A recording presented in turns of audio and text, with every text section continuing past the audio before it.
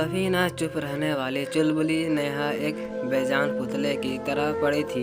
यह देखकर मेरे शरीर की ताकत भी बाहर निकल गई और मैं अपने पर गिर पड़ा। नेहा की ऐसी हालत मुझसे देखी ना जा रही थी। डॉक्टर ने मुझे संभाला और नेहा के पास बैठा दिया।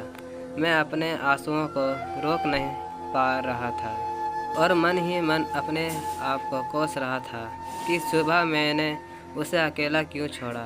मैंने नेहा के हाथों को स्पर्श किया और कहने लगा, हमें तो बाहर खाना खाने जाना है, अब तुम ही देर कर रही हो। तत्पश्चात मैं चुप हो गया और विलाप करने लगा। मैं नेहा के पास ही रहता और इस बात का ध्यान रखता कि नेहा के इलाज में कोई कमी न आए।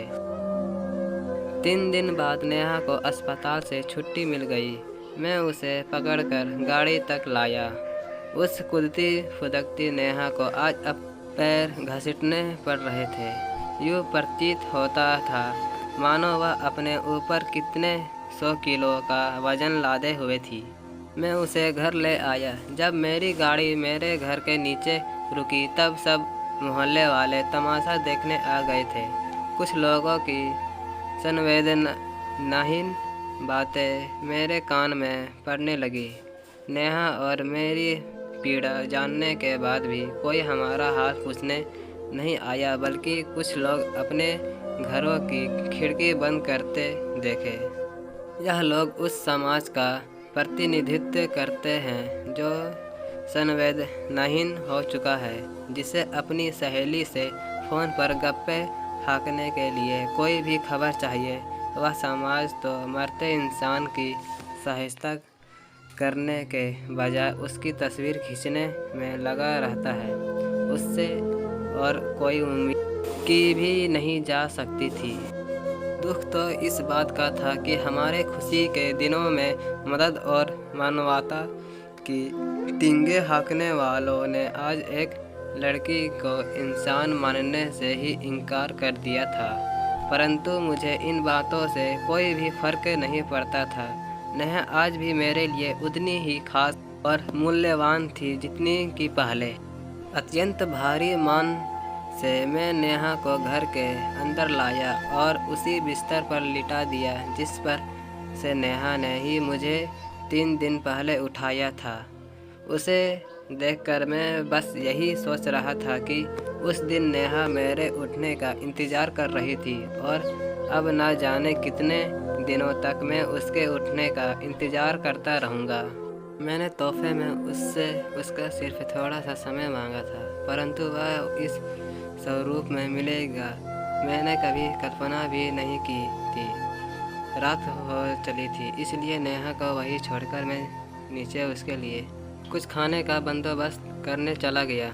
वहाँ फ्रिज में नेहा की बनाई रसमलाई अभी भी रखी थी।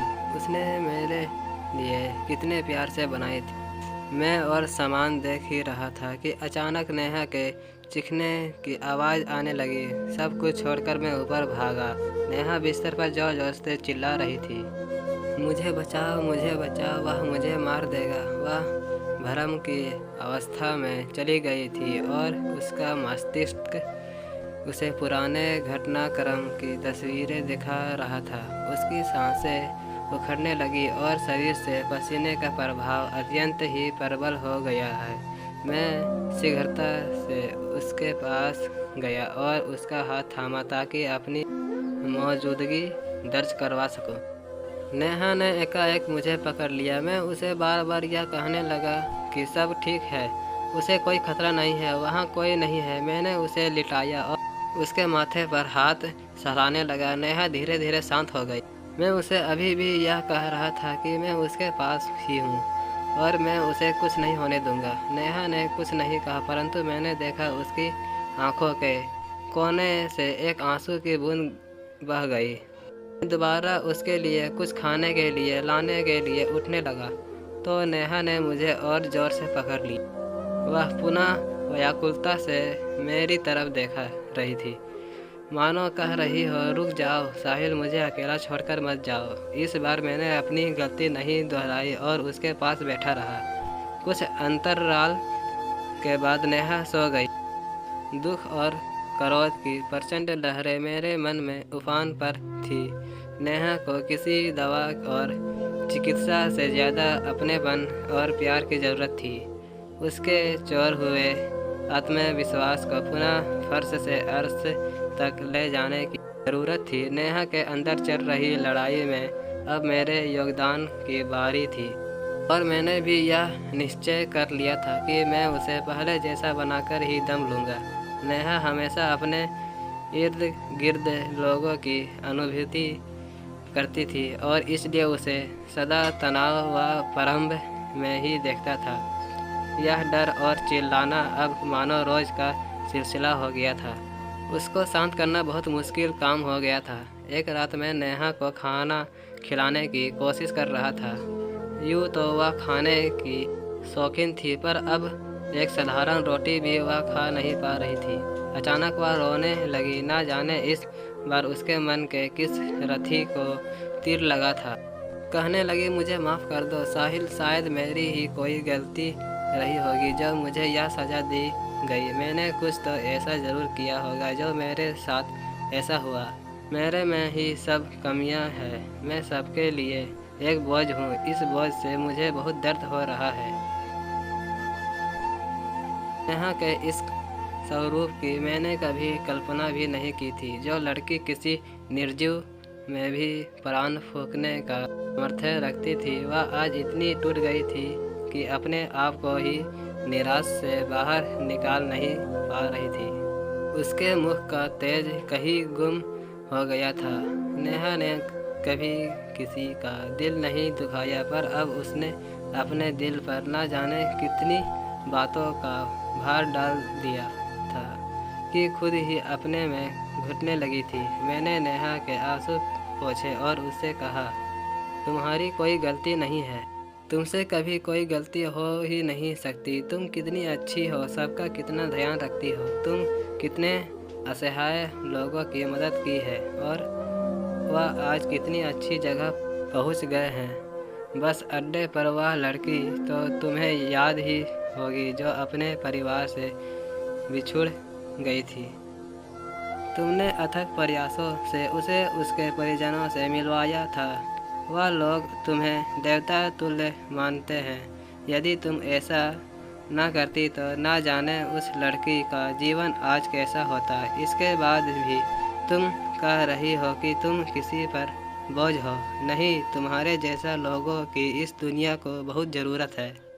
तुम अभी भी मेरे लिए उतनी ही महत्वपूर्ण हो जितनी कि पहले सब ठीक हो जाएगा। मेरी यह बातें नेहा के मन तक पहुंच रही थी कि नहीं, मैं नहीं जानता था, परंतु उसकी इन बातों ने मेरे मन को व्यवस्थित कर दिया था। मेरा मन बस यही सोच रहा था कि नेहा कहीं अपने आप को कोई क्षति न पहुंचा ले।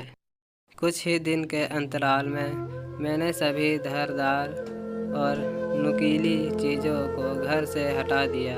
नेहा का कमरा पहली मंजिल पर था, इसलिए मैंने सभी खिड़कियां में जाली लगवा दी, सभी पंखे उतर दिए। ऐसा करना मुझे अच्छा नहीं लग रहा था, क्योंकि इससे ये प्रमाणित हो रहा था कि मुझे नेहा पर भरोसा नहीं था। पर सच तो यह था कि इस बार मैं कमज़ोर पड़ गया था। मैं किसी भी स्थिति में नेहा को खो नहीं सकता था। मैं रोज़ उसके साथ बैठता, उससे बातें करता, उसकी तारीफ़ करता। मैं उसे वह सारी उपलब्धियां गिनवाता जो उसे लोगों का मसीहा दर्शाते हैं। पहले वह अपने प्रियजनों और सहेलियों से बातें किया करती थी, परंतु अब उनके दूरभाष को स्वीकारती नहीं थी।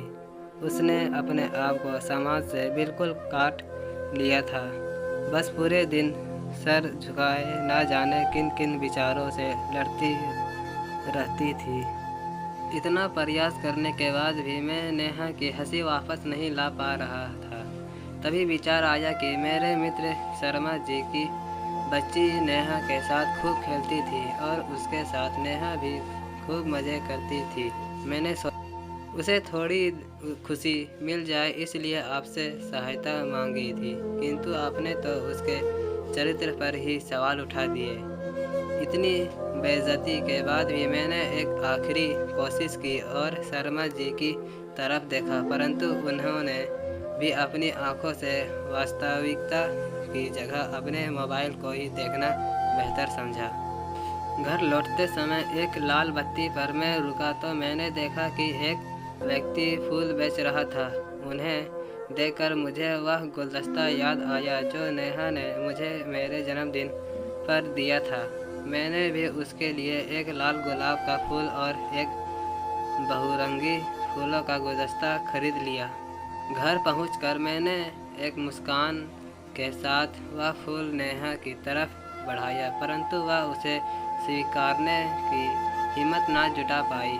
मैंने उस फूल को उसकी गोद में रख दिया और वह गुलदस्ता उसके बगल में सजा दिया।